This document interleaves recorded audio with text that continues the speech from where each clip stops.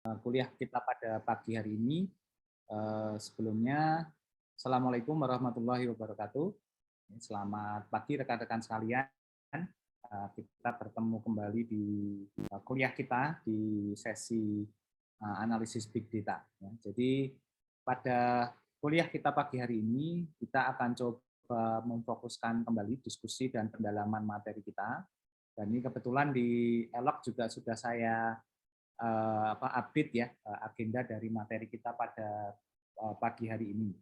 Nah, jadi fokus kita akan mencoba masih mempertajam tentang analisis big data overview dan perspektif. Jadi kita akan coba bicarakan bagaimana perspektif analisis big data yang menjadi core dari mata kuliah ini. Jadi harapannya nanti dari kuliah pagi ini teman-teman nanti bisa memahami bahwa analisis big data itu punya suatu point of view yang sangat spesifik dan sangat sangat khusus ya dalam keperluan untuk pengembangannya.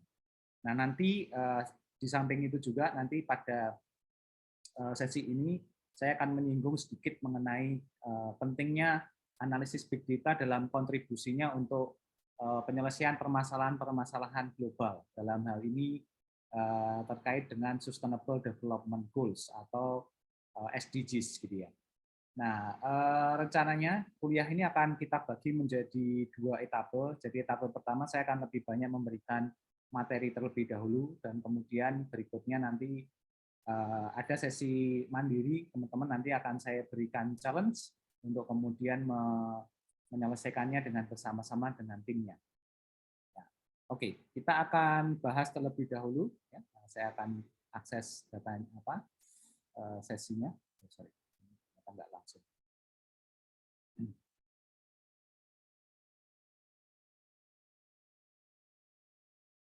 Oh, bukan yang ini, sebenarnya satunya. Saya pakai yang perspektif ini.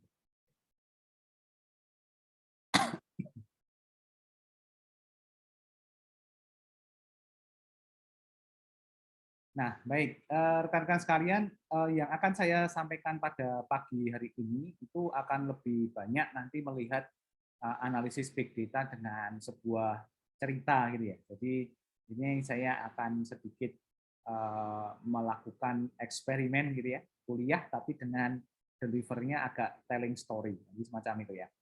Nah, yang akan kita bahas adalah semacam ini. Jadi kenapa big data itu penting? Tapi nanti tidak membahas secara teoritikal dulu, tetapi tentang studi kasusnya. Kemudian bagaimana kita mengidentifikasi permasalahan dengan big data. Kemudian nanti bagaimana membangun pendekatan dan metode dengan big data dan melakukan analisis big data dan melakukan data insight. Nah, ini adalah ini kelihatannya kayak poin-poin agenda pembahasan, tapi kalau dirasa-rasa sebenarnya ini adalah 5 pertanyaan mendasar. Kenapa analisis big data itu menjadi penting? Satu itu. Yang kedua adalah ini adalah tahapan dalam kita melakukan proses big data, yang kemudian biasanya lebih keren teman-teman menyebutnya sebagai data science processes.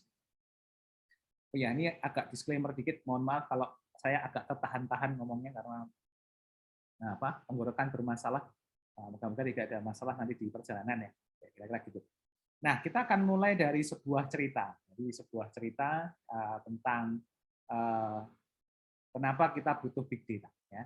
Nah, saya akan cerita tentang ini. Oh, ini harusnya saya pakai YouTube. Sebentar ya, saya tunjukkan dulu.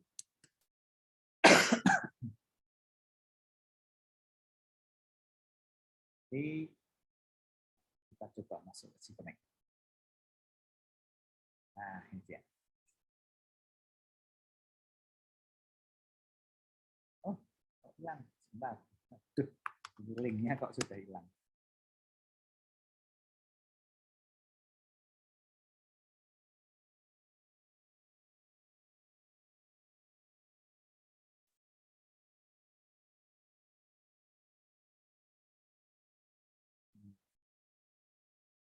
Mana ya? Enggak ada. Mohon maaf, ini agak sedikit harus cari-cari. Nah.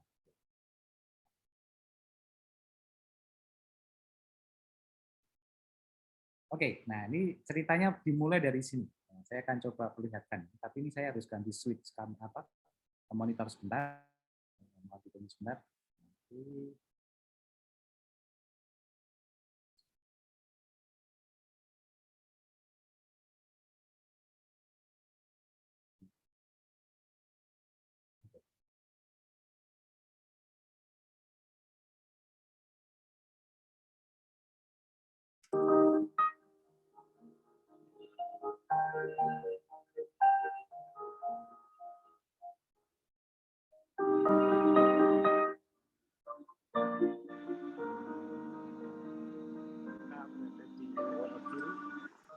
Sedang menuju lokasi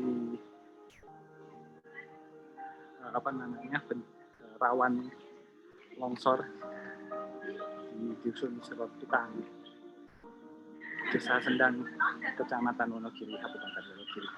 Ini sebenarnya didedikasikan untuk proyek bagaimana kita mengimplementasikan teknologi konektivitas dengan menggunakan menyebar informasi atau menyebar konektivitas di internet kepada masyarakat di daerah rawan bencana. Nah, nanti dilengkapi dengan beberapa panduan implementasi agar masyarakat aware dan lebih peduli terhadap wilayah yang kena bencana.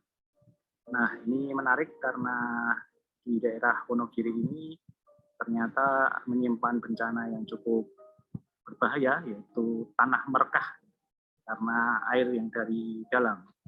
Nah, nanti kita akan coba, tadi sudah ketemu dengan beberapa perangkat desa dan kita juga akan nanti mencoba mengimplementasikannya.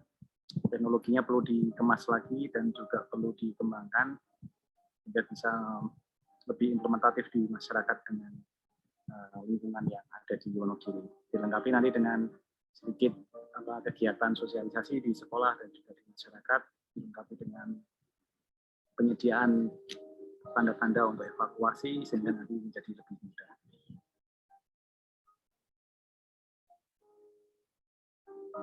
Dari desa atau dari masyarakat misalnya memang tidak lakukan selain itu. Kami nanti alat yang kami buat nanti ada dua faktor sebenarnya. Yang pertama itu nanti pakai balu jadi memang tidak luas, jadi tidak di tanahnya tapi di balu jalannya. Sehingga nanti untuk memasangnya memang kami harus persiapkan dari Jogja. Sehingga nanti ke sini untuk memastikan lokasi dulu. Itu kalau nanti kami akan coba terus tadi juga ada tadi Pak misalnya ada dua jadi dengan tanda kutip kayak edukasi pemasangan tanda sama nanti kami akan cuan juga ke sekolah untuk bisa di sekolah.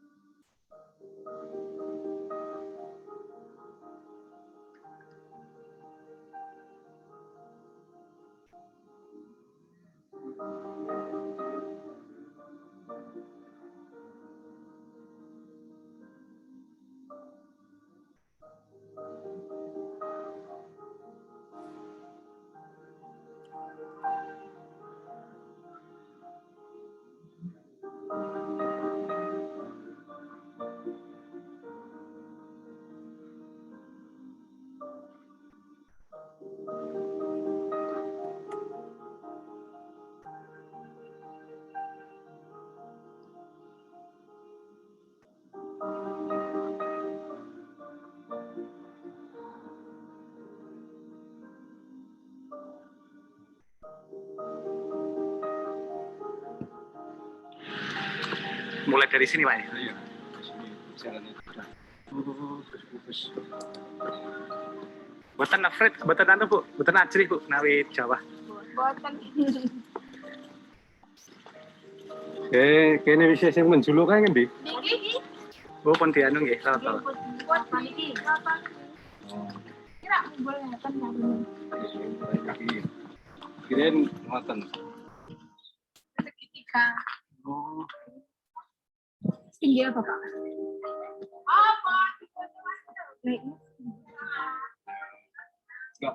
sedikit masih patah gitu. Kasero tak Pak? Tak ini Pak. Nggih. Katane nek iki godane anu Jawa niku anu sok. Anak enggak. Katane sudah. Lha niku bedake griya niku pondok punah nggih. Nun sewu Pak Ji. Nggih monggo. Mboten napa-napa. Nggih. Dapur niku. Lah wong jogane niku men padha luar tak do mumbul Nggih. nggih. Ramite mensar mo. Lah sing gagase niku malas. Nggih. Yang barang lagi. Nggih. Enak dalan ya gini Mbak. Nonton aja Pak.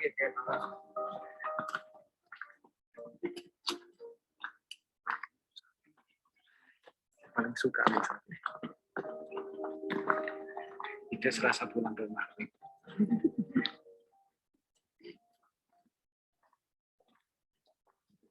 Di jalan ke sekolah tadi atau tadi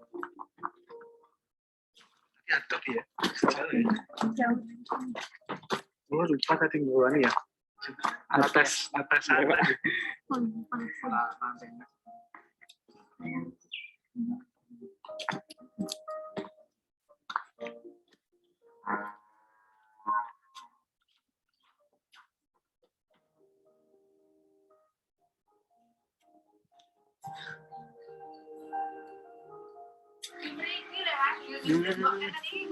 Oke.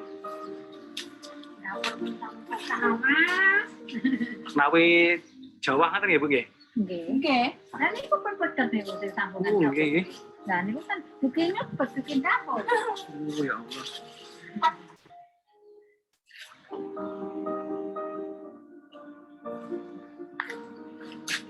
Mboten ajrih Bu nawi Jawa. Boten lah, jadi aja teng pundi Mas bagiane mriki.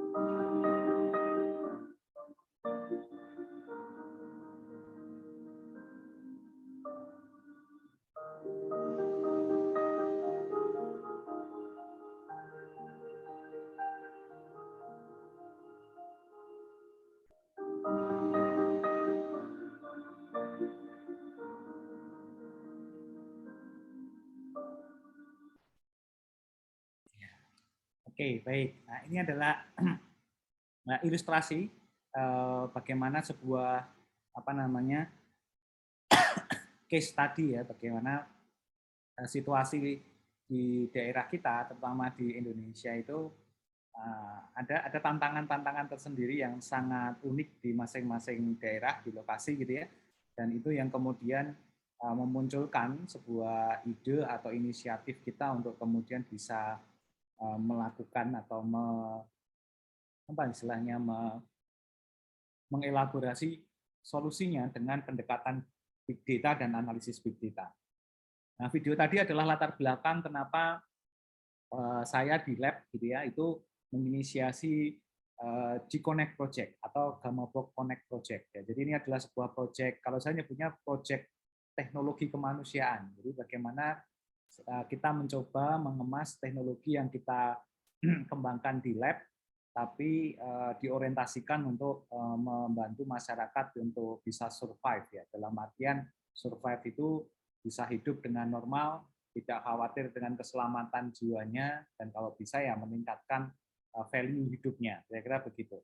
Nah, problem yang kita hadapi sebenarnya tidak jauh dari Jogja, hanya sekitar 2 jaman gitu kalau kita driving agak cepat gitu ya. Kalau santai ya sekitar 2,5 jam.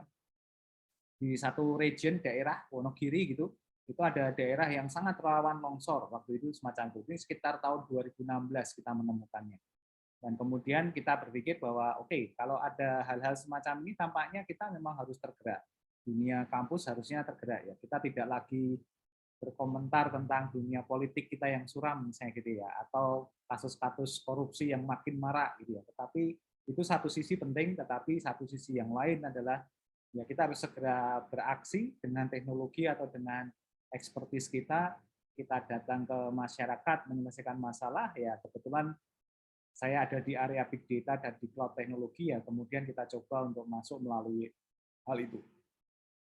Nah, itulah yang kemudian menjembatani atau mengawali apa yang kita kerjakan di G-Connect Project. Nah, menariknya rekan sekalian, ketika kita menghadapi situasi masalah semacam itu, masalah yang kompleks ya di lapangan ya, ada kejadian longsor, mungkin juga sosial ekonomi masyarakat, tingkat pendidikan, kemudian juga hal-hal lain ya di luar yang tidak bisa kita pegang atau tidak bisa kita sentuh, tidak bisa kita dalam penguasaan kita, maka akan selalu muncul pertanyaan ini. Jadi kalau saya nyebutnya itu pertanyaannya itu WHO atau singkatan dari WHO ya. W itu adalah what, H-nya adalah how, dan objektif. Nah, pertanyaan ini akan selalu muncul kalau kita melakukan riset atau kita melakukan pemanfaatan teknologi tertentu untuk kepentingan penyelesaian permasalahan atau problem di masyarakat. Nah, what ini akan mengindikasikan sebuah pertanyaan apa yang bisa kita lakukan dengan apa yang bisa kita kerjakan. Misalnya kalau saya di penelitian ya, apa yang bisa saya lakukan dengan penelitian saya? Apakah nanti saya bisa melakukan mitigasi, menanggulangi dampak, kemudian memprediksi atau mencegah sejak awal kejadian longsor, sehingga masyarakat jadi lebih aman rasanya, semacam itu. Dan how-nya bagaimana caranya? Apakah caranya konvensional, saya pasang early warning system tapi dengan model sirine yang meraung-raung gitu, atau pendekatannya harus out of the box ya, pendekatan multidisiplin dan lain sebagainya. Nah, itu nanti menjadi how-nya. Nah, objektifnya adalah apa yang akan dituju, apa yang akan menjadi tujuan dari implementasi ini. Nah, jadi dengan kita mengelaborasi ini sebenarnya nanti membantu kita, framework ini membantu kita untuk menyelesaikan permasalahan-permasalahan yang akan kita temui di waktu-waktu yang berjalan ini. Dan pertanyaan ini relevan untuk menjawab atau men-trigger apakah suatu case atau suatu kejadian atau kondisional itu membutuhkan big data. Nah, jadi pertanyaannya adalah tadi kita bisa menjawab what, how, dan objektifnya apa tidak. Jadi semacam itu. Nah, ini akan menjadi challenge terus-menerus ya selama kita hidup begitu dan selama kita berkembang untuk mencoba untuk mengeksplor segala potensi atau kemungkinan yang bisa kita manfaatkan dari dunia big data. Jadi kira-kira begitu. Nah, jadi sama nanti yang kalian lakukan adalah setelah kelas ini adalah kalian saya minta untuk observasi ke masyarakat. Caranya bagaimana itu terserah teman-teman. Nanti challenge-nya adalah kalian mencari masalah. Jadi, tapi masalah yang kira-kira nanti bisa kita dekati dengan atau kita dekati solusinya, kita bisa menemukan solusinya itu dengan big data. Jadi semacam itu. Nah, itu nanti akan jadi challenge ya. Tapi nanti detailnya akan saya jelaskan berikutnya. Nah, yang menarik dari sini secara teori ada dua pendekatan potensial. Ada pendekatan potensial untuk menyelesaikan suatu masalah. Yang pertama adalah pendekatan potensial dalam bentuk yang bersifat normal, ya, atau dengan cara-cara lain yang kita anggap tidak normal. Nah, pendekatan potensial yang normal mengindikasikan bahwa kita menerapkan metode atau pendekatan keilmuan beragam tetapi secara modular. Dalam artian, ya pendekatannya ya berbasis pendekatan ekonomi, misalnya semacam itu saja, atau pendekatan geografis saja. Jadi sesuai bidang ilmunya masing-masing. Nah, ini kebetulan mungkin dari teman-teman yang dari non-UGM, yang dari mengikuti program pertukaran mahasiswa merdeka atau PMM, mungkin berasal dari prodi non-IT. Nah, jadi pendekatannya pasti point of view-nya dari masing-masing. Misalnya melihat longsor tadi, itu tidak hanya melihatnya dari sisi teknologi semata, tetapi juga mungkin sisi kebencanaan, sisi ekonomi, sosiologi, antropologi, bahkan kemanusiaan, dan lain sebagainya.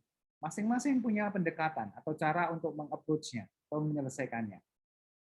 Dan mau diakui apa tidak, selama ini kalau kita pendekatan solusi masalahnya itu terlalu monodisiplin, itu tidak menyelesaikan masalah secara tuntas dan cenderung permasalahan akan terjadi berulang lagi, berulang terus dan berulang terus. Nah, itu yang menjadi masalah dan itu yang harusnya kita antisipasi. Saat ini kita dihadapkan dengan situasi bagaimana setiap masalah itu kita harus bisa selesaikan dengan pendekatan multidisiplin atau kolaboratif. Nah, big data punya potensi untuk menjadi enabler pada poin ini sebenarnya. Nah, kemudian ini yang menarik, masing-masing modul tadi, masing-masing program studi bidang ilmunya, itu memang punya cara-cara sendiri. Dan seolah-olah kalau mau digabung itu seperti haram, seperti tidak bisa digabung. Kayak kita menyalahi sunatullah gitu ya. Kita menyalahi segala sesuatunya atau rules-nya, aturannya. Padahal tidak. Dalam Al-Quran pun dikatakan bahwa kita itu diciptakan berbeda-beda bukankah untuk saling mengenal, kan begitu. Dan mengenal ini konteksnya kan bukan hanya mengenal saja, tetapi juga berkolaborasi, bekerja sama, membuat dunia menjadi lebih baik, kan kira-kira begitu. Nah, harusnya kita pun juga sama. Jadi nggak ada ceritanya saya orang ilmu komputer dan bangga menjadi orang ilmu komputer dan selfish sekali. Demikian juga dengan bidang ilmu yang lain, sehingga kemudian dalam memandang sesuatu, akhirnya kita hanya berpegang teguh pada prinsip yang kita pahami dalam skop bidang ilmu kita saja. Nah, di big data kita diajarkan untuk mencoba untuk berpikir point of view-nya itu, kalau bahasa saya 360 derajat. Jadi melihatnya secara komprehensif. Nah, sehingga bisa menciptakan ini tadi, kita harus memaknai bahwa sudut pandangnya berbeda. Kita kan juga sama ya, filosofi negara kita kan Bhinneka Tunggal Ika. Jadi berbeda-beda tapi tetap satu gitu kan. Nah, sama. Jadi di big data juga berbagai macam variasi data kita jadikan satu, kita olah agar nanti mewujudkan sebuah informasi tunggal yang bisa kita percaya kebenarannya. Nah, yang kemudian menariknya lagi, pendekatan normal ini selalu memunculkan duplikasi data dan informasi. Sehingga data menjadi tidak konsisten dan data kemudian karena tidak konsisten jadi meragukan. Ya, fenomena hoax, fenomena informasi yang tidak benar di internet itu menjadi salah satu bukti atau contoh nyata bagaimana kemudian itu terjadi. Efeknya, kerumitan-kerumitan di atas tadi menyebabkan kita nggak bisa menemukan solusi dengan cepat atau menemukan solusi yang tepat. Nah, itu masalah kita. Jadi kalau kita refleksikan ke diri kita, jangan-jangan kita sebenarnya tidak bisa menyelesaikan permasalahan yang kita temui hanya gara-gara tadi. Karena kita masih berpikir itu kacamata kuda, kemudian tidak mau berkolaborasi, dan kita mengandalkan informasi-informasi yang tidak benar. Jadi kira-kira begitu. Nah, ini yang jadi masalah. Nah, big data itu punya pendekatan lain. Pendekatannya adalah pendekatan yang sisi kanan, yaitu by design mengkombinasikan pendekatan multidisiplin. Nah, jadi kenapa bisa begitu? Karena data yang nanti terlibat itu bisa bersumber dari manapun. Misalnya untuk menyelesaikan masalah longsor ini, mungkin satu sisi saya akan pakai datanya BMKG karena dia data cuaca. Tapi saya juga butuh data lain, data sosial ekonomi, kontur tanah, ya kan, dan kemudian data-data yang lain nanti saya tunjukkan. Dan kemudian ini dikombinasikan untuk memperdalam solusi yang akan kita kerjakan. Jadi ini multidisiplin. Sumbernya pun juga macam-macam. Nggak selalu sumber informasi yang bersifat formal atau informasi yang itu hanya sifatnya yang resmi-resmi saja. Jadi semacam itu. Contoh sekarang orang melaporkan gempa itu kan tidak lagi hanya mendasarkan pada laporan BMKG. Bahkan di Twitter orang mencuit tadi, ini kayak gempa ya, gitu aja udah langsung orang bereaksi bahwa, oh iya ya gempa ya, kayak gitu. Jadi kadang getaran gempanya itu kalau bahasa saya belum sampai, kita udah lapor ada gempa. Kita udah tahu ada gempa, karena teman kita melaporkan di Twitter. Kemudian ini juga ya, berorientasi pada data dan informasi besar. Kita berpikir bahwa data itu tidak harus selalu diseragamkan, tetapi harus original. Jadi semacam itu.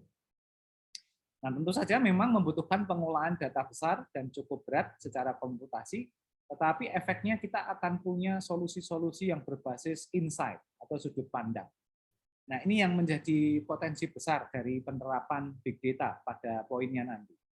Nah, karena karakteristiknya semacam itu, maka permasalahan yang saya ceritakan sebagai latar story hari ini, itu kita dekati dengan big data.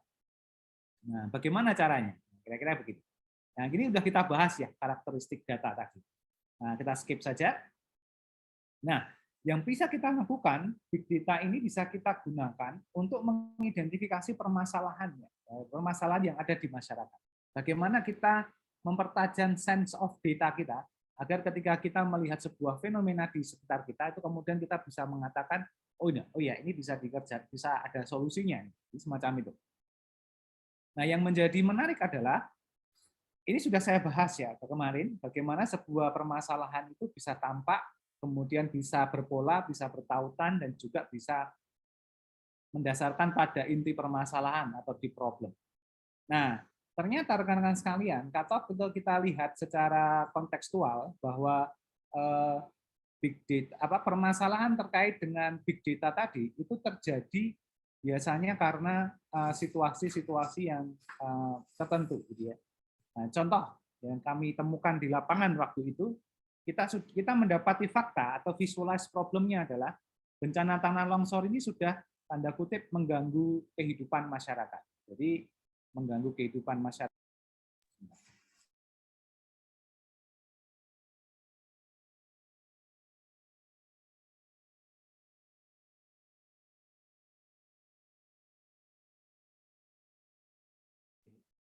Jadi bencana tanah longsor ini sudah mengganggu kehidupan. Nah, tandanya gimana? Contohnya nih, kita menemukan fakta data bahwa terjadi kejadian longsor dan tanahnya itu sudah menyentuh menyentuh rumah pemukiman, misalnya semacam ini.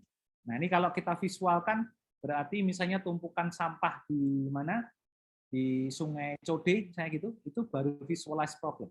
Nah, jadi kita situasinya semacam itu. Nah, kemudian yang berikutnya,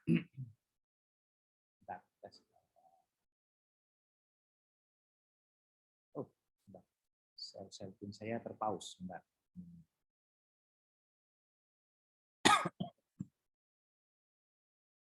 Ya, saya sekali lagi. Nah, berikutnya juga adalah, biasanya kejadian-kejadian longsor semacam ini itu juga tidak hanya terjadi atau biasanya terjadi dengan memiliki pola tertentu. Contoh ya terjadi ya musiman. Musiman dalam artian berarti dia terjadi ketika memasuki atau di pertengahan musim penghujan, ketika intensitas hujannya memang sangat tinggi. Jadi misalnya semacam itu. Nah, ini juga penting kita pahami. Jadi kita akhirnya tidak hanya mengandalkan data atau bentuk visualnya saja, tetapi juga kemudian kita mencari data apakah benar kejadian-kejadian longsornya itu terjadi dengan pola-pola tertentu. Pola terkejadian, munculnya kejadian, dan seterusnya. Kita kalau melihat misalnya tumpukan sampah yang kadang menghambat di Kali Code misalnya gitu ya, itu kita bisa melihat itu terjadi ketika apa toh? Di siang hari kah, di malam hari kah, dan lain sebagainya. Termasuk kalau kita melihat kemacetan, misalnya semacam itu. Kejadiannya macetnya sekitar jam berapa sih biasanya, gitu ya. Nah, kemudian dari situ kemudian kita juga tidak berhenti di situ. Nah, ini kenapa big data kadang butuh insting atau butuh skill seorang peneliti. Jadi kita tidak hanya berpuas bahwa datanya menunjukkan hal ini saja. Jadi kita akan mencoba mencari tahu lagi, mengeksplor lagi. Kira-kira di belakangnya ada data apa lagi, ada fenomena apa lagi, kan begitu. Jadi ternyata ya kejadian longsor semacam ini terjadi kan dengan struktur tanah yang unik. Kalau kejadian hujan dan segala macam mungkin di semua tempat kan kejadian, tapi ternyata itu terjadi untuk lebih mudah gitu ya. Terjadi untuk jenis-jenis tanah tertentu. Jadi misalnya struktur tanah yang unik, ya tidak bertanah gitu ya, tetapi di atas tumpukan batu. Nah, itu ternyata potensinya jauh lebih besar. Dan yang menarik lagi ternyata kadang by default memang lokasi itu berisiko karena memang mungkin secara umum ya itu terjadi gitu ya. Nah, seperti kita ketahui misalnya Indonesia itu kan negara dengan konsep ring of fire. Jadi memang dilingkari oleh sebuah jalur peta bencana yang sangat tinggi. Nah, sehingga kita kadang menemukan jalur-jalur retakan purba besar. Jadi itu. Dan waktu di Wonogiri itu di awal-awal tahun 2016 sampai 2017 pertengahan kalau tidak salah mendekati akhir itu kita baru melakukan observasi untuk menemukan hal ini. Nah, permasalahannya di mana? Nah, ternyata benar. kita menemukan, kita mengajak teman-teman dari ahli geologi juga bahwa ternyata di sana ditemukan jalur retakan purba yang besar. Jadi di zaman dulu entah kapan itu memang terjadi retakan besar. Jadi di sana itu lazim batu besar, sangat besar sekali seperti gunung, tapi retak di tengahnya. Bahkan kayak terpisah hanya berjarak sekitar 5-10 cm, misalnya semacam itu. Dan itu memanjang. Nah, itu menunjukkan bahwa menurut ahli geologi itu menunjukkan fosil retakan purba yang besar. Jadi by default memang di bawah tanahnya daerah ini ada jalur retakan yang sangat besar. Nah, nanti teman-teman akan saya minta untuk mencoba bereksperimen ini. Jalan-jalan di sekitar kosnya, jalan-jalan di sekitar tempat tinggalnya saat ini atau di kampus, memotret visual permasalahan, tetapi kemudian memikirkan di balik visual itu apa sebenarnya yang terjadi. Apa yang kemudian melatar belakang, apa yang memantik sehingga visual itu terjadi. Ya, gitu. Kalau kita lihat ya mungkin kayak kemacetan misalnya gitu ya, atau mungkin problem yang lain misalnya. Kenapa sekarang problemnya visualnya di setiap perempatan, anak jalanan, pengemis, itu makin banyak di perempatan. Nah, kita tidak bisa hanya melihat dari sisi yang tampak saja. Di belakangnya ada apa? Ada yang berpola nggak? Ada yang bertautan nggak? Terus apa problem sosialnya yang inti? Nah, itu harus kita berpikir semacam itu. Memang tidak bisa langsung benar ya, tetapi proses ini adalah proses iteratif ya. Teman-teman belajar terus mempertajam insting sehingga pada titik tertentu nanti kalau pada level yang sangat luar biasa, teman-teman akan memiliki kemampuan untuk mendeskripsikan ini dengan lebih terstruktur. Nah, untuk bisa mengkonfirmasi bahwa kejadian ini benar waktu itu, kemudian kami mencoba menggali data. Jadi kita mencoba mengidentifikasi sumber data yang relevan. Jadi gitu.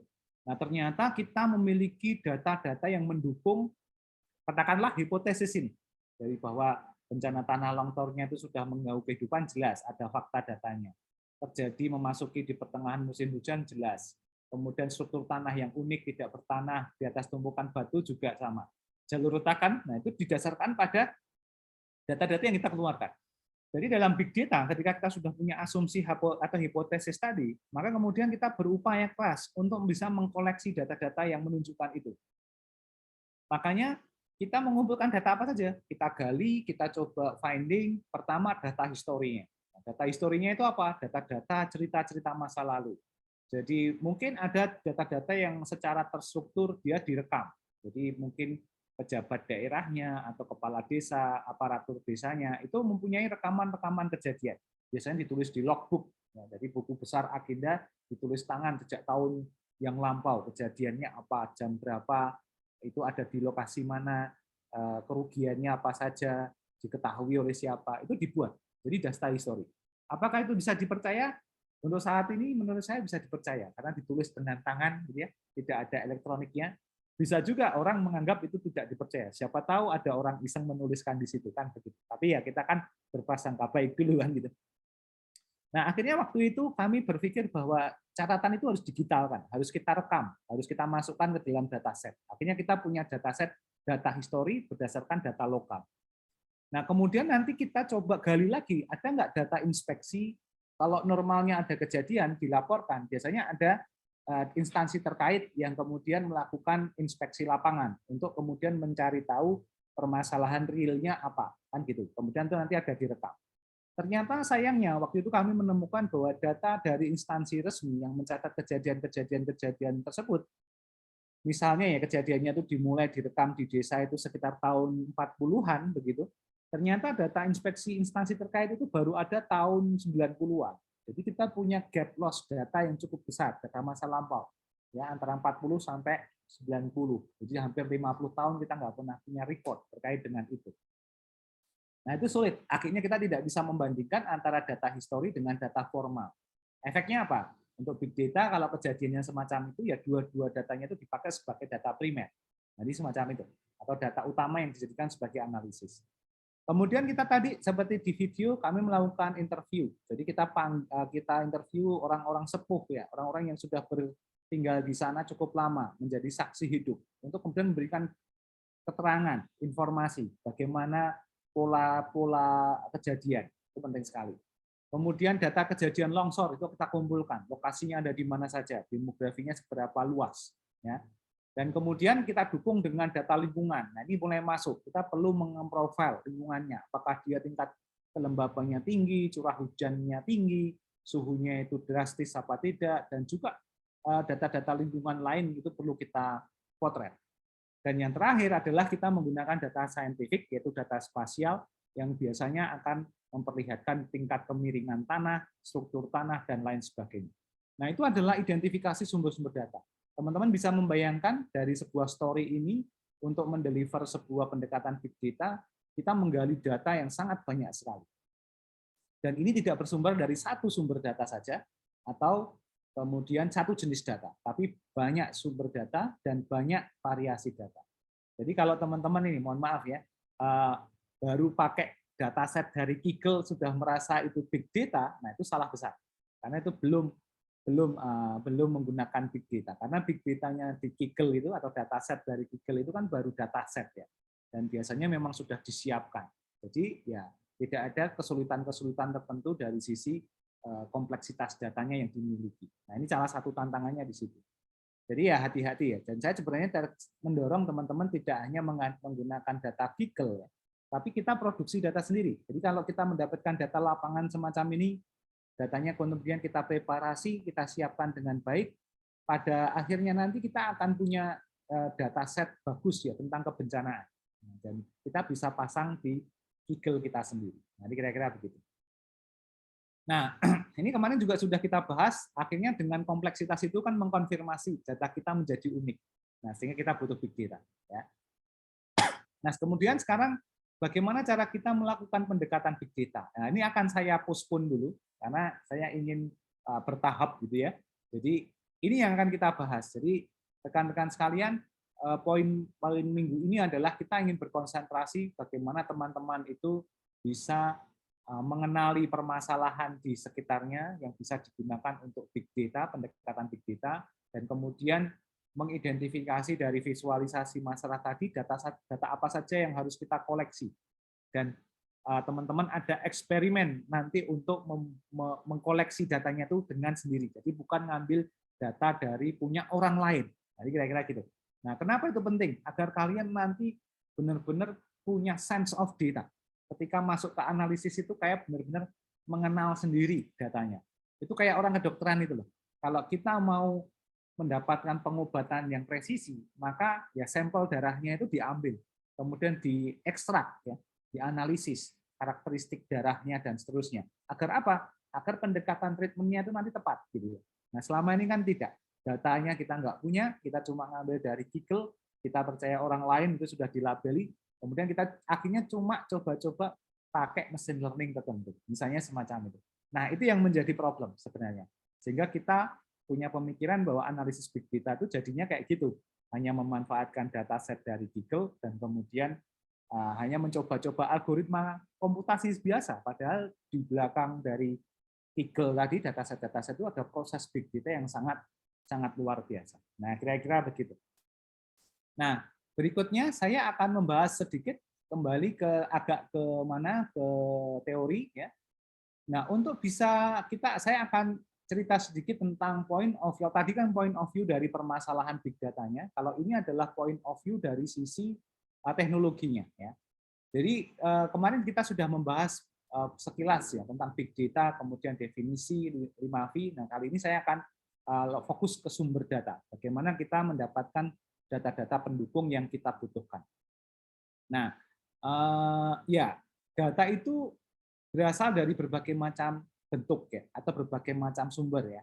Kita bisa mendapatkan dari namanya Internet of Things ya. Nah, Internet of Things ini adalah active devices ya, yang berfungsi untuk melakukan data koleksi, ya, data collection dari conditional environment tertentu, dipotret dengan sensor-sensor tertentu, dan kemudian datanya dikirimkan.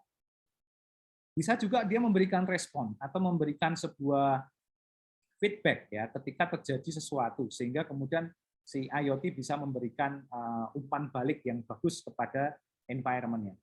Dan dia bisa berupa tools ya, alat bantu bagi manusia untuk menjalankan tugas-tugasnya atau tugas-tugas tertentu. Nah, kemudian IoT ini tidak bisa berdiri sendiri. Jadi ini perlu apa namanya perlu dikerjakan dengan atau dijembatani dengan yang namanya cloud infrastruktur. Nah, jadi kita membutuhkan hardware, kita butuh storage, kita butuh processing itu dalam rangka untuk tadi mengalirkan data yang kita ambil dari internet, misalnya semacam itu dari Internet of Things tadi. Ya. Kemudian kita juga butuh platform untuk kemudian membangun analytic engine-nya, sehingga kemudian analytic engine yang kita punya itu bisa lebih bisa berdaya guna untuk kepentingan menghasilkan analisis big data. Kemudian juga ada platform. Nah, platform ini memudahkan kita untuk menyelenggarakan layanan big data itu dari front end sampai back end dalam full pipeline atau dalam satu pipeline utuh ya. Jadi itu juga menjadi salah satu yang sangat penting bagi kita. Termasuk nanti penggunaan beberapa perangkat lunak atau software pembantu dari sisi kita melakukan analisis big data. Nah, big data-nya sendiri nanti akan berperan dalam big data management, mengatur data manajemen dari data-data yang dikumpulkan, kemudian mengatur data processing, ya, mengatur proses-proses analisis big data yang diperlukan, kemudian juga nanti menjembatani atau membantu terjadinya data analysis and visualization. Nah, ini juga poin yang sangat penting untuk dipahami oleh teman-teman bahwa kita punya challenge cukup besar ya dari sisi merangkai antara IoT, cloud, dan big data. Jadi teman-teman mulai menyadari bahwa dataset yang ada di Kiggle itu misalnya gitu ya, itu dataset yang sangat-sangat mahal sekali, meskipun kalian menggunakannya secara gratis. Kenapa? Karena dikumpulkan dengan susah payah, dengan susah payah. Dan itu tidak mudah untuk bisa mengumpulkan data-data bagus semacam itu apalagi ya. Nah, ini adalah salah satu tantangan bagi kita, bagi seorang data scientist terutama, agar terbuka pikirannya gitu ya, jadi open minded bahwa dataset itu mahal, data itu yang paling mahal, jadi semacam itu.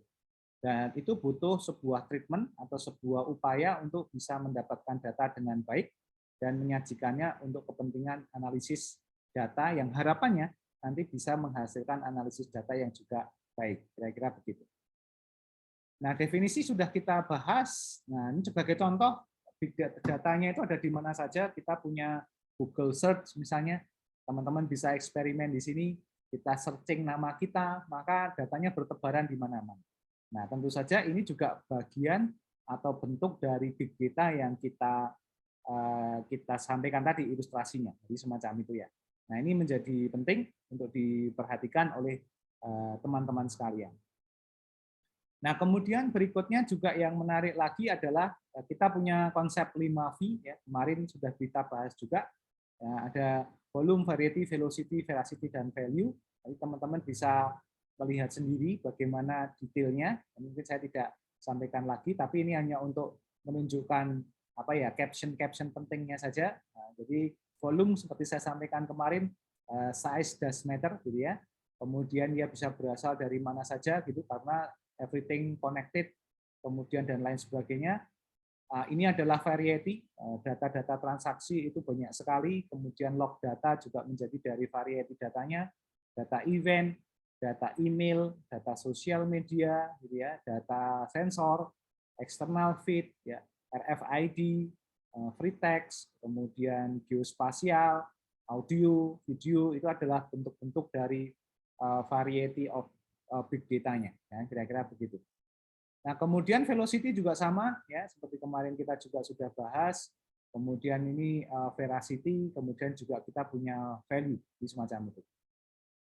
Nah, ini contoh ya, contoh praktis beberapa big data. Jadi kita meneliti 5 juta kegiatan perdagangan yang dibuat tiap hari untuk mengidentifikasi potensi fraud gitu ya. Misalnya di e-commerce itu kan bisa menganalisis 500 juta detail catatan panggilan tiap hari untuk memprediksi pelanggan, jadi kayak gitu. Kemudian memonitor 100 video CCTV misalnya untuk menunjukkan point of interest, atau mengeksploitasi 80% pertumbuhan data gambar untuk meningkatkan kepuasan pelanggan, misalnya kayak gitu. Jadi cukup banyak. Nah, ini akan membuat kita jadi punya kemampuan untuk apa istilahnya itu menyelenggarakan sebuah proses analisis big data yang cukup bagus nantinya semacam itu. Nah, rekan-rekan sekalian, sumber-sumber big data bisa berasal dari manapun gitu ya. Bisa dari traditional data sources maupun dari big data sources ya. Nah, traditional data sources itu adalah sumber-sumber yang selama ini kita ketahui itu adalah sumber data. Nah, jadi contohnya ya kita punya kontak person ya di phone book kita misalnya, itu kan sumber data. Kita punya identifier semacam EKTP, SIM atau sejenisnya. Kemudian kita punya kontrak dan account di perbankan ya. Kita punya relationship, hubungan kekerabatan, hubungan legal, hubungan macam-macam, termasuk support and history. Jadi cukup banyak. Termasuk juga kita punya big data sources ya. Contohnya adalah data log ya. Jadi data log ini dari call center, dari data center itu menunjukkan traffic aktivitas kita misalnya semacam itu. Kita juga punya unstructured dokumen, misalnya di email, di fasilitas file sharing kita. Kemudian kita juga punya email dan teks sentimen, sosial media, kemudian juga order history kita di e-commerce segala macam. Itu juga part of big data sources. Jadi kalau kita bisa gabungkan antara big data sources tradisional dengan yang big data sources yang saat ini ada, itu akan kita akan punya bayangan bahwa point of view dari datanya akan makin variatif dan makin banyak. Jadi semacam itu. Nah, ini adalah salah satu tantangan juga bagi kita bagaimana kemudian big data bisa berperan dalam mengkoleksi data dan melengkapi point of view-nya secara lebih lengkap dan komprehensif. Nah, itu adalah tantangan yang nanti akan ada dan selalu ada di dalam dunia big data. Nah, kemudian rekan-rekan sekalian, ini sebagai salah satu contoh tipe-tipenya ya. Jadi dari data archive ya, itu bisa dari dokumen-dokumen yang kita scan, itu juga merupakan sumber-sumber big data. Kita nyeken ijazah, nyeken semua kartu-kartu penting kita, itu akan menjadi salah satu bentuknya. Email kita, jadi kalau kita lihat di email inbox kita kan ada banyak sekali deretan email masuk maupun email keluar. Nah, itu kalau kemarin ada mahasiswa saya mengkoleksi itu inbox dan outbox-nya, dan kemudian dianalisis untuk menganalisis rata-rata kecepatan saya misalnya gitu ya merespon email. Nah gitu. Jadi kalau menerima reply-nya kapan, ini dibandingkan. Sehingga kemudian saya bisa memberikan kategorisasi. Oh ternyata kalau emailnya itu terkait dengan hal yang si isunya A, saya kecepatannya lebih tinggi dibanding dengan isunya yang terkait dengan ini. Nah, misalnya semacam itu. Dan bisa melakukan clustering. Email saya itu yang datang itu rata-rata dari mana? Dari kolega peneliti atau bisnis atau apa? Jadi ternyata menarik. Itu bisa dieksplorasi lebih lanjut. Belum nanti content analysis ya. Apakah kontennya itu mengandung hoax atau tidak? Atau jangan-jangan itu ada potensi terorisme misalnya macam itu. Nah itu juga nanti menjadi tantangan tersendiri dari sisi big data analysis. Nah, kemudian medical record kita itu juga sama. Jadi medical record kita coba bayangkan kalau kita dari istilahnya dari lahir sampai ya nanti meninggal gitu, datanya itu terekam gitu ya. Itu kan luar biasa sebenarnya. Kita bisa menghitung atau memperlihatkan istilahnya itu kita itu selama ini on the right track dari sisi kesehatan atau tidak. Jadi semacam itu. Kemudian yang kedua adalah data-data di media. Nah, di media itu ada di image kita, di foto-foto kita tiap hari spreadin foto makanan dan lain sebagainya.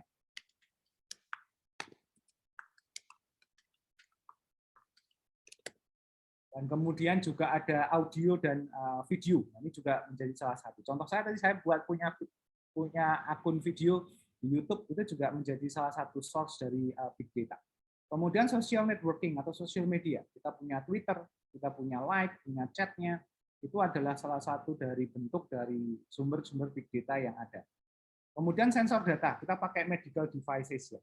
Di sini kita pakai Samsung Fit atau device yang lain. Kebetulan saya orangnya tidak terlalu suka yang digital kalau jam tangan, tapi saya lebih suka yang manual gitu ya. Kemudian wearable device dan lain sebagainya. Termasuk data-data log kita di server, itu adalah data-data sumber data yang tidak terstruktur, yang bisa digunakan sebagai bahan kita untuk melakukan analisis big data. Nah, itu salah satu tantangannya di situ. Nah, sehingga kemudian kita akan punya nih banyak sekali data-data, sumber-sumber data ya, termasuk sumber data primer, yaitu dataset ya. Tapi dataset ini memang punya ciri khas. Ini dataset ini biasanya data yang telah disiapkan terlebih dahulu untuk tujuan tertentu. Nah, jadi kita bisa akses dari open data. Jadi kalau di Indonesia ya ada data Go ID misalnya gitu ya. Jadi semacam itu. Nah, kita punya portal open data. Banyak di setiap daerah itu biasanya mereka punya semacam ini portal open data-nya, yang nanti tinggal dibuat, tinggal di set gitu ya. Jadi cukup banyak untuk kita bisa ambil. Cuma masalahnya dataset ini kadang terlalu sudah di custom atau sudah dimanipulasi dalam hal yang baik ya, disiapkan. Jadi sehingga tidak mencerminkan kejadian yang real. Ini yang menjadi masalah. Ya. Nah, kita juga sedang mengupayakan hal yang sama di UGM. Saya menginisiasi pembuatan ini, namanya Pustaka Data. Dulu ada di Pustaka Data UGM ICID. Kemudian dengan BSSDI kemudian kita pilih, kita buat agar ini menjadi platform terbuka. Nah, nanti rekan-rekan sekalian, tugas kalian nanti akan saya sampaikan ya. Ini adalah nanti masuk di proyek ini. Kita akan coba sama-sama punya pengalaman di situ. Karena ini adalah platform tidak hanya platform data terbuka juga, tetapi juga digunakan untuk analitik ya. Jadi salah satu analitik yang sudah kita jalankan untuk COVID-19 misalnya semacam ini juga sudah datanya kita taruh di Open Data Portal dan kemudian kita displaykan di sini, jadi semacam itu. Ini update nggak ya? Sudah saya cek. Oh ini sudah masih di forward ke lab ya, ke lab kita. Nah, contohnya semacam ini. Jadi kita bisa dapat data harusnya data kemarin. Di hari kemarin. Oh ya sudah 30 Agustus. Berarti sudah benar. Jadi ini salah satu contoh ya bagaimana pemanfaatan dari sebuah platform data tadi. Nah, kemudian yang berikutnya tadi mana tadi ini ya. Nah, kemudian bisa macam-macam. Yang biasanya kalau teman-teman di ilmu komputer pakai Kaggle ini ya. Kaggle ini cukup bagus karena dia sebenarnya memprovide high quality dataset. Cuma sayangnya memang datasetnya sudah siap untuk dimakan semua ya atau digunakan untuk analisis data. Nah, sehingga teman-teman kadang kelemahannya adalah tidak memiliki pengetahuan atau tidak memiliki pengalaman bagaimana kita membuat sebuah dataset. Nah, ini menjadi tantangan tersendiri, jadi semacam itu ya. Nah, kemudian berikutnya kita juga punya data sekunder ya. Data sekunder ini bisa berupa dua hal, yaitu data pendukung yang berhubungan langsung. Ini adalah data yang bersumber dari pihak lain sebagai pembanding. Misalnya kalau saya ingin memotret kemiskinan yang merupakan bagian dari fenomena tadi, pengemis di pinggir jalan, saya bisa pakai ngambil data sekunder dari BPS. Atau mungkin ada surveinya, kan gitu. Kalau ada surveinya ya kita pakai sebagai data pembanding. Sekali lagi data pembanding. Data primernya apa? Ya kita motretin atau counting data pengemis yang ada di pinggir jalan. Jadi kayak gitu. Jadi data-data yang kita pakai dari Kaggle sebenarnya, dari BPS, dari Open Data, itu semuanya sebenarnya data sekunder. Nah, jadi semacam itu. Karena tidak kita ambil dengan upaya kita sendiri. Tapi kemudian juga bisa pakai data dari expert. Jadi kita mengundang expert, diminta pendapatnya, dan kemudian kita dengarkan dan kita terjemahkan menjadi sebuah dataset. Atau data pendukung yang tidak berhubungan langsung, data diambil dari sosial media, dari situs berita, atau dari tools tertentu. Itu juga bisa kita ambil sebagai kumpulan dataset tadi. Nah, bentuk-bentuk data memang bermacam-macam, ada yang bentuknya terstruktur dan ada juga yang tidak terstruktur. Jadi yang terstruktur ini memang bentuknya pasti predefined data model. Jadi data modelnya itu cukup clear.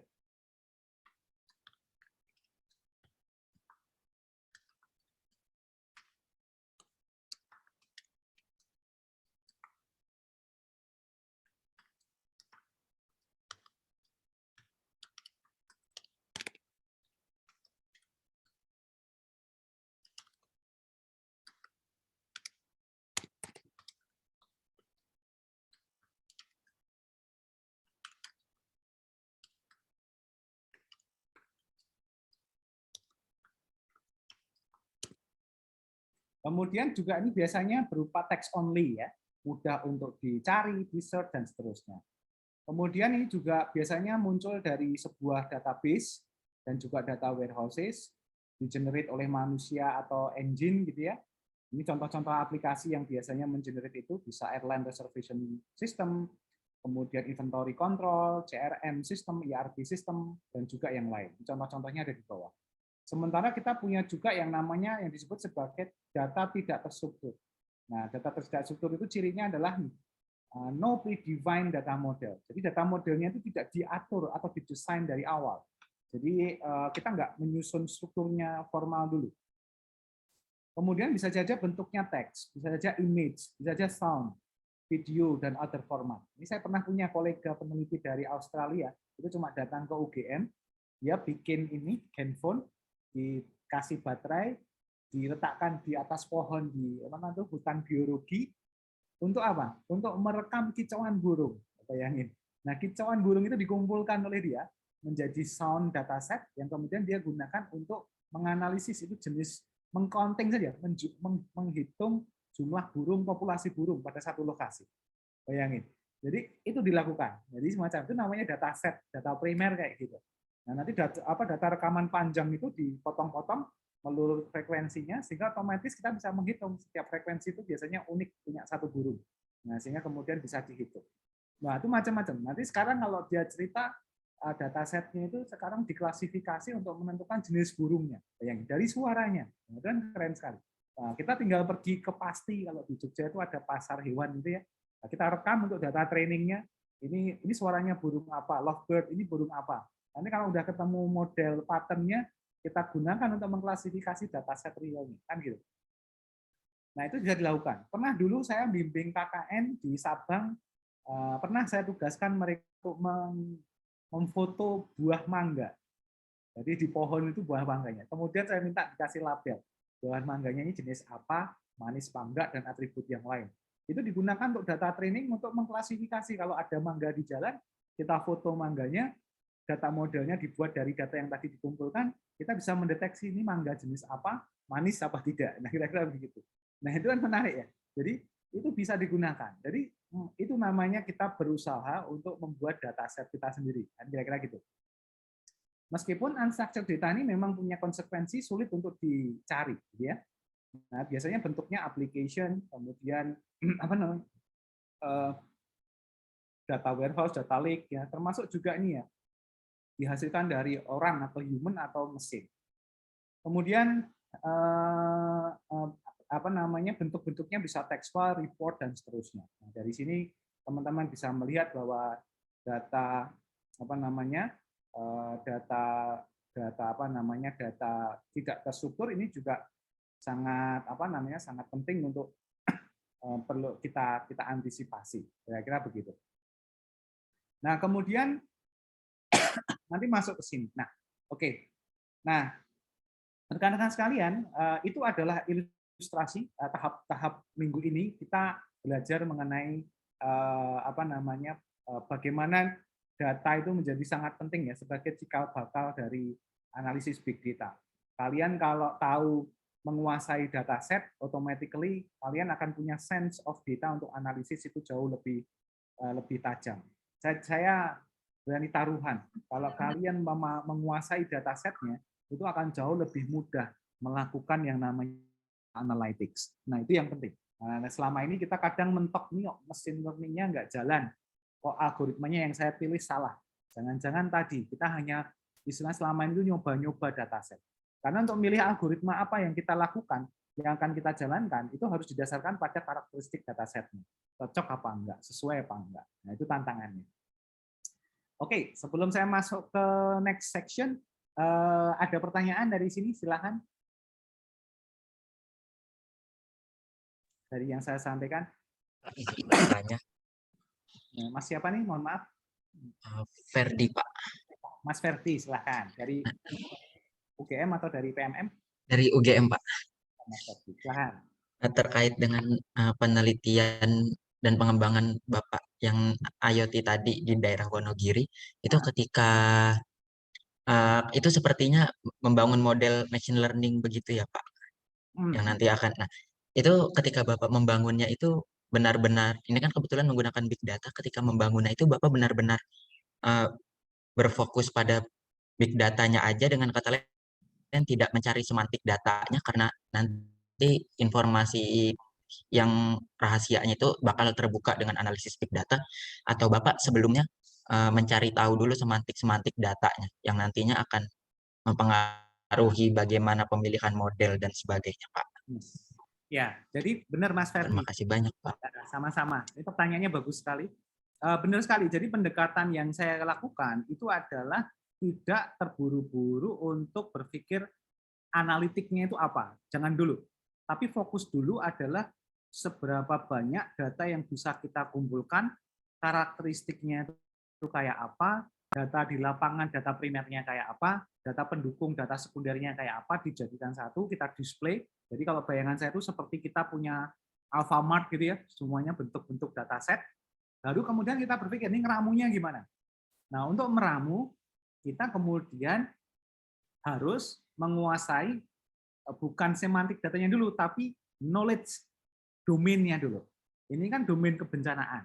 Pasti point of view-nya itu adalah domain kebencanaan. Jadi tadi, oh ternyata misalnya ya, tadi saya sampaikan misalnya asumsinya atau hipotesisnya adalah longsor itu terjadi karena di musim penghujan dan di tengah musim penghujan. Ketika itu muncul, maka saya kemudian saya bawa ke Alfamart dataset saya tadi atau data mart-nya tadi. Yang mendukung ini data mana saja ya? Oh ternyata data curah hujan diambil dari sensor curah hujan. Data suhu ambil dari data suhu. Saya kumpulkan. Mungkin secara struktur datanya itu beda-beda formatnya. Nggak apa-apa, jadiin satu. Jadinya datanya makin tidak terstruktur. Nah dari situlah baru kemudian kita berpikir. Kalau kita punya kompleksitas data ini, kita butuh algoritma apa? Nah, baru kita berpikir, oh ini namanya algoritmanya klasifikasi deh nih, untuk menentukan jenis longsornya. Katakanlah kita punya klasifikasi jenis longsor itu ringan, sedang, dan berat, misalnya gitu ya. Ada parameternya. Nah, kita simulasi, oh ternyata begitu. Tapi belum tentu klasifikasi dengan mesin learning itu jalan. Karena apa? Ternyata data yang terkumpul tadi punya hidden layer yang sangat banyak. Nah, akhirnya waktu itu kita nggak bisa pakai mesin learning. Kita harus pakai neural network, dalam hal ini menggunakan CNN, karena melibatkan banyak banyak layer. Nah, kira-kira begitu cara mainnya. Jadi dari awal jangan langsung kita berpikir, oke, untuk deteksi atau modeling longsornya nanti pakai CNN, nggak bisa. Selamin dulu datanya. Jadi kayak kalian ya, wah ini lautnya di Labuan Bajo atau di Raja Ampat asik nggak nih ya, dalemannya bagus nggak? Kan kita nggak bisa kemudian pakai teropong gitu kan ke dasar laut. Tapi kan apa yang dilakukan? Kalian nyelam kan, nyebur aja, nyebur, biur gitu. Kemudian kalian diving, lihat-lihat, oh ternyata makin asik. Kalian makin ke dalam, akhirnya nemukan insight. Itu yang dilakukan oleh seorang data scientist. Jadi kalian dive to data, tidak langsung berpegang pada algoritma. Kira-kira gitu. Nah, gitu kan. Jadi semacam itu. Paham nggak Mas Ferdiansah kira-kira? Kira-kira gitu. Oh, paham Pak. Berarti perlu pemahaman terhadap domain knowledge-nya sendiri ya Pak? Nah, ada dua. Pemahaman data yang ada ditambah dengan domain knowledge dulu. Nah, kira-kira gitu. Baik Pak. Berarti kayak untuk waktu pemahaman terhadap domain knowledge itu sendiri mengambil waktu mayoritas daripada semua proses dari hulu ke hilir ya Pak? Ya, idealnya gitu. Tapi itulah kenapa pendekatannya jadi multidisiplin. Kalau kita, misalnya kita ya Mas Ferdi ya, sama saya ya, orang-orang ilmu komputer, kalau belajar tentang tanah longsor, itu kayak kayak kuliah S1 Mas. Jadi yang kita lakukan apa? Kita kolaborasi. Saya makanya tadi sampaikan, saya ngajak teman dari geologi, geodesi yang paham tentang domain knowledge-nya. Nah, mereka yang nanti akan menjelaskan ke saya. Oh, begini Pak, datanya itu link kalau bahasa di kita semantik datanya atau linkage datanya itu data longsor itu tersusun karena ini Pak, batuannya itu menggembur karena curah hujannya itu tinggi jadi gembur, kemudian ada pergerakan tekanan tanah. Nah, itu kan semua ada datanya. Dia akan berikan logiknya. Nah, kita yang kemudian merangkai logik itu jadi algoritma. Bisa jadi Mas, yang terjadi adalah kita tidak pakai algoritma yang ada. Kita membuat algoritma kita sendiri. Nah, itu yang paling ultimate sebenarnya. Nanti kira-kira gitu. Jadi nanti kalau kita ngerjain sendiri nggak bisa. Contoh nih saya di lab ngerjain big data energy tentang dunia oil and gas. Wah, saya kalau suruh memahami rumus-rumusnya ya tewas. Nah, itu bisa saya harus kuliah S1 lagi gitu kan. Jadi saya akhirnya apa? Saya tandem, saya ajak peneliti di bidang geofisik untuk menjelaskan ke saya secara cepat. Dan kemudian bisa sepenangkapan saya pahamkan. Dan nanti yang saya lakukan, domain knowledge yang saya pahami, saya terjemahkan di algoritma saya sendiri, saya minta beliau untuk memverifikasi. Benar nggak, Pak? Kira-kira gitu. Nah, itu yang namanya kolaboratif atau multidisiplin approach study. Kira-kira gitu. Sangat-sangat menjelaskan pertanyaan saya, Pak. Terima kasih banyak, Pak. Sama. Oke, menarik ini. Terima kasih juga, pertanyaannya bagus sekali. Oke, ada lagi silakan.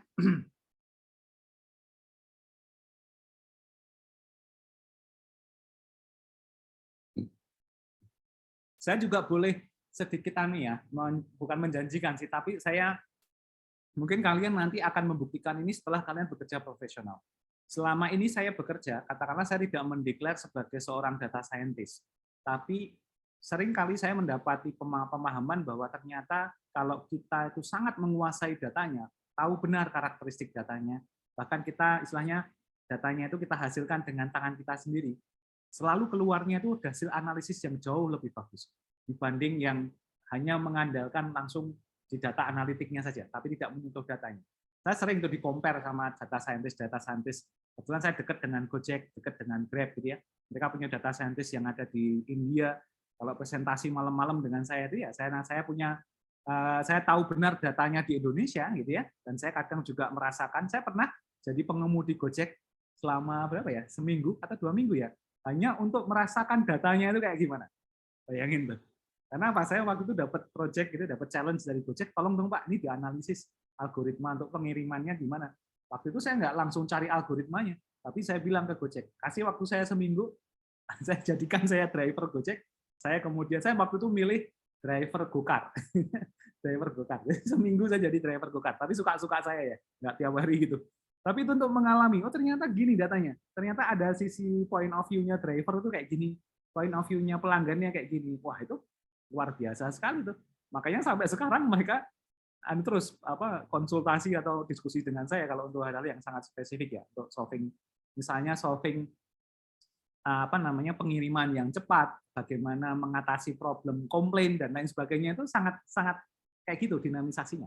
Jadi semacam itu. Dan kita jangan malu ya sebagai seorang data scientist untuk masuk ke area itu, karena itu part of job, part of methodology. Jadi gitu. Kalau bahasa penelitian itu part of the research methodology. Jadi kayak gitu. Nah, itu yang harus kita kerjakan. Jadi semacam itu. Oke, ada lagi? Silakan.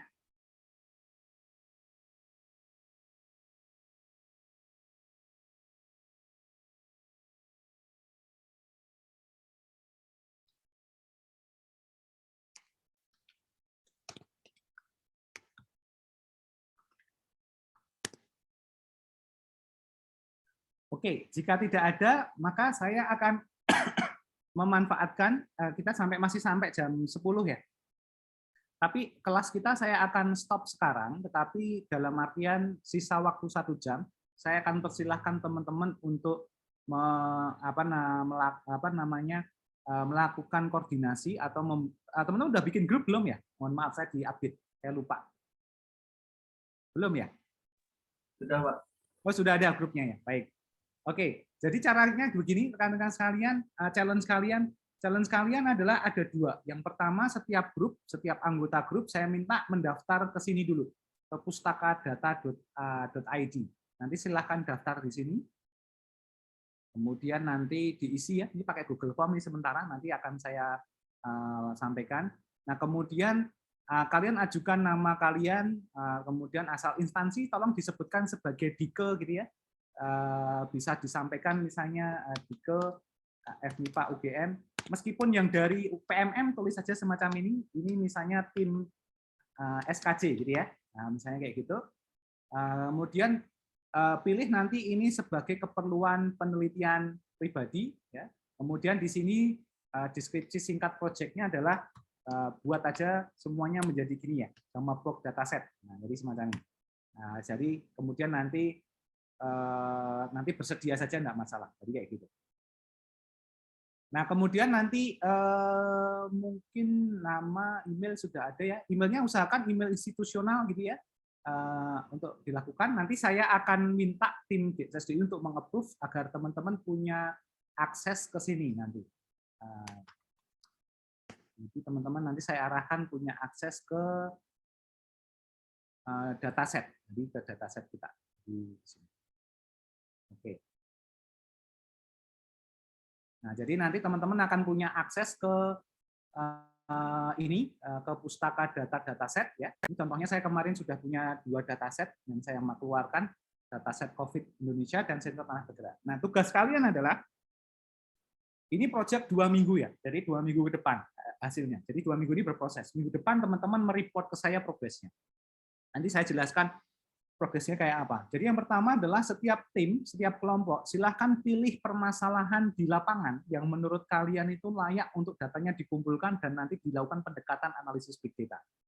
Potret visualisasinya, kayak tadi saya sampaikan, kemacetan di jalan boleh. Kemudian bergentayangannya sampah di Selokan Mataram, saya semacam itu boleh. Atau kalian melihat fenomena apa yang menarik? Tanaman tadi boleh, tanaman-tanaman gitu. Atau kondisi trotoar di jalan di sekitar UGM boleh. Nah, tugas kalian setelah itu adalah mengumpulkan bukti datanya. Silakan kalian boleh menggunakan datanya itu berupa data, tapi itu dikoleksi oleh kalian sendiri ya. Jadi silakan koleksi sendiri sebanyak-banyaknya. Minimal satu tim itu membuat minimal 30 data raw, ya, 10 minimal 30. Maksimalnya terserah. Kalian boleh nanti dengan timnya jalan-jalan ke seputar UGM dari Jujun Jalan Kaliurang sampai Mirota sana. Nanti setiap 1 meter dipotret kondisi trotoarnya. Itu boleh. Itu dataset. Jadi kayak gitu. Kalian misalnya duduk di pinggir jalan kemudian motretin jenis mobil untuk nanti mengukur kemacetannya, gitu ya. Boleh itu. Kalian mungkin melihat tanaman di UGM kondisinya, kemudian dipotretin kondisinya, boleh gitu. Kemudian kalian ya pokoknya semacam itu. Nah, gedung misalnya gedungnya UGM dipotretin satu-satu, itu jadi dataset juga. Nah, jadi kayak gitu. Nah, silakan dipotretin. Kalau misalnya datanya bukan data image boleh nggak? Boleh. Data teks misalnya, kalian ngambil data dari sosial media dari teman kalian tentang komentar tertentu, masukin, gitu ya. Ini saya tidak mengizinkan kalian ngambil dari API Twitter gitu enggak ya. Tapi ini benar-benar data yang kalian create sendiri. Nah, ini kira-kira gitu. Kemudian misalnya bikin survei juga boleh. Pak, saya mau bikin tentang komentar tentang kantin MIPA. Nah, jadi semacam itu ya. Kalian bikin form survei, kemudian disebar ke masing-masing, itu jadi dataset. Jadi kira-kira gitu. Saya ingin mendengar tentang analisis, bukan analisis, tapi identifikasi pemikiran teman-teman tentang UGM ke depan, misalnya gitu ya. Bikin survei form, boleh. Jadi kayak gitu. Nah, itu cara collecting datanya kayak gitu, boleh sekali. Nah, silakan. Nanti proyeksinya adalah minggu depan, hopefully kalian sudah melakukan dan punya draftnya, data-data yang terkumpul itu sudah ada, dan kemudian nanti persiapan data itu kita clean-kan, kita preparasi, sehingga kemudian seminggu berikutnya kalian sudah bisa rilis datasetnya itu di sini, yaitu di pustaka datanya UGM ini. Nah, kira-kira gitu. Itu milestone pertama kalian, dan itu akan menjadi skor pertama kalian untuk mendapatkan skor UTS. Nah, kira-kira gitu. Jadi ada pertanyaan dari situ dulu, nanti detailnya saya tulis di elok ya, karena baru saya draft.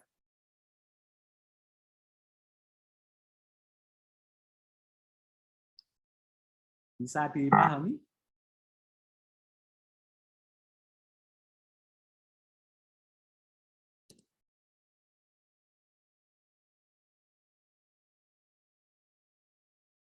Permisi Pak, Silahkan.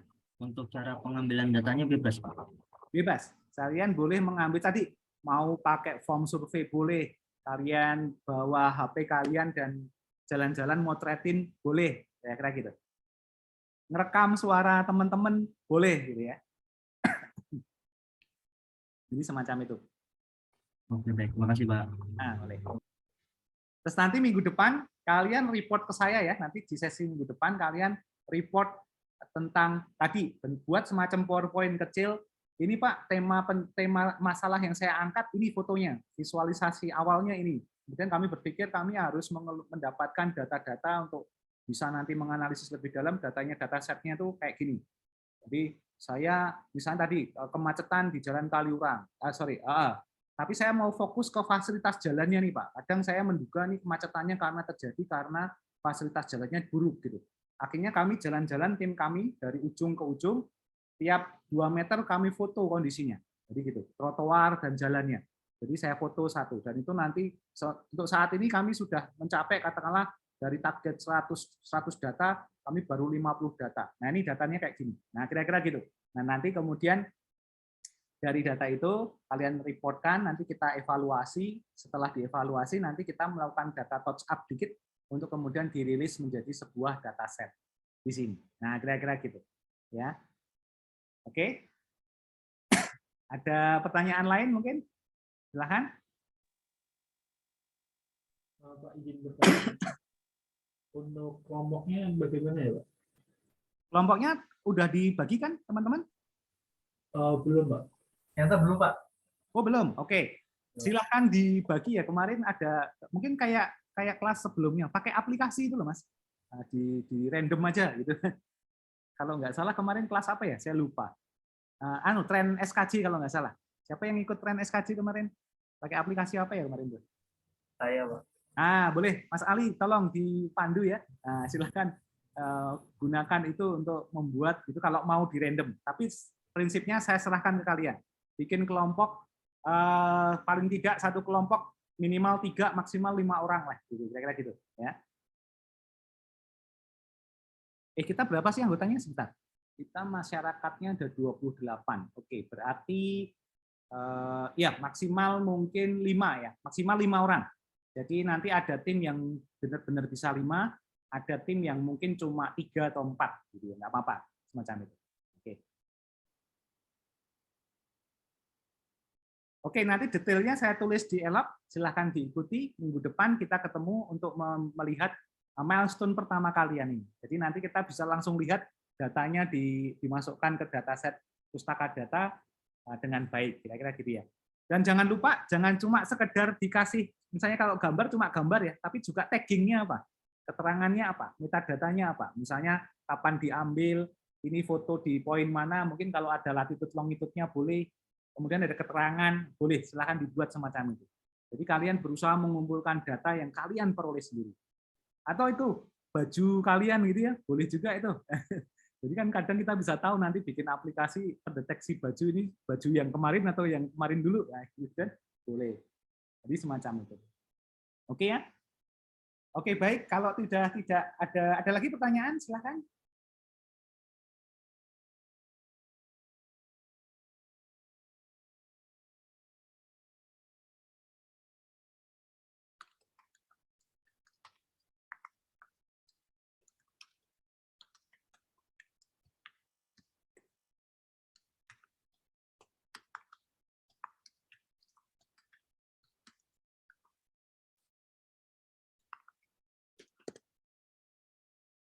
Oke, sudah tidak ada ya. Baik, kalau sudah tidak ada, untuk sesi pagi ini saya mohon maaf sampai sekian karena saya harus menghemat suara juga. Jadi, tapi saya percayakan 60 menit ke depan itu digunakan untuk koordinasi kalian di mana di tim dan menentukan topik dan kalian merencanakan kapan kalian akan data collection. Saya yakin cuma di sekitar UGM atau di sekitar Jogja lah paling tidak itu kalian bisa. Ini adalah lautan data yang luar biasa. Nah, kalau kalian mau agak jauh, potretin tuh halte Trans Jogja yang rusak-rusak gitu. Itu kan keren juga tuh datasetnya kan something ya, jadi semacam itu. Oke. Baik, terima kasih. Nanti kalau misalnya ada pertanyaan, saya standby di grup analisis big data yang tadi di-share oleh Mas Ali. Nah, kita bisa berdiskusi di situ, silakan. Akan sangat senang sekali untuk memandu teman-teman untuk mengarahkan ke lebih presisi lagi. Oke, kira-kira begitu. Silahkan bagi yang belum absen, jika ada yang belum absen. Untuk sementara kelas ini saya serahkan sesi berikutnya langsung ke rekan-rekan untuk dieksplorasi. Oke, terima kasih. Saya cukupkan sekian. Assalamualaikum warahmatullahi wabarakatuh.